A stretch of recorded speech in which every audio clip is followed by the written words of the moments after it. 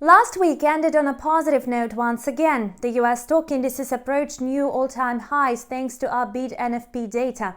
Traders are certain about the quick recovery of the global economy. It fueled demand for risky assets. Watch our video review and find out the way trading in the stock market is unfolding amid rising risk appetite. The US dollar index, which gauges the strength of the greenback against a basket of 6 major rivals, managed to hit a 13-month high last week. However, over the weekend, the price performed a correctional decline as traders closed their long positions to lock in profits. The non-farm payrolls report for October exceeded expectations. The economy added 531,000 new jobs last month versus the expected reading of 450,000. The unemployment rate dropped to a new post-pandemic low of 4.6%. Apart from that, the Fed finally announced the QE tapering. At the same time, the regulator said that it would not hike the key rate in the near future. The Fed still believes that rising inflation is a temporary factor. The euro-dollar pair advanced last week following the Fed's statements. Nevertheless, the pair is trading at its lowest level since June 2020 as the European Central Bank maintains a soft stance on monetary policy. ECB President Christine Lagarde said on Wednesday that the regulator would hardly raise interest rates in 2022. Interestingly, the Bank of England also left monetary policy unchanged. Earlier, the governor of the Bank of England said that the current economic conditions were appropriate to start tightening monetary policy. The pound sterling slumped due to the indecision of the central bank.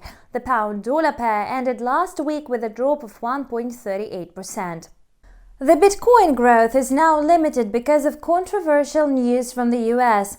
Last week, the US Treasury released a report on the risks associated with stable coins. According to the report, cryptocurrencies are a threat to investors and the integrity of the market. Policymakers also requested strict legislative restrictions. Naturally, such news undermined Bitcoin's rise. As for oil prices, they managed to climb last week following the results of the OPEC meeting. The cartel members decided to increase oil output by 400,000 barrels per day, starting from December. Yet oil ended the week with losses due to a significant increase in US crude oil inventories. The US government said that it would combat high energy prices, so it's ready to adopt any measures to curb growing oil prices. Taking into account the current fundamental background and falling technical indicators, oil prices are likely to decline further. Saudi Arabia's oil output will reach 10 million barrels per day in December for the first time since the outset of the pandemic, Saudi-owned Al Arabiya TV stated. Iran has recently announced that it will resume talks with 6 world powers aimed at reviving a 2015 nuclear deal by the end of November. Gold managed to gain 2% last week. The price rose to $1,818 per troy ounce after several central banks failed to meet expectations, maintaining a dovish stance on monetary policy. The Bank of England unpleasantly surprised market participants by keeping its benchmark interest rate unchanged at its historic low of 0.1%. The Fed also said that it would not hike the key rate in the near future.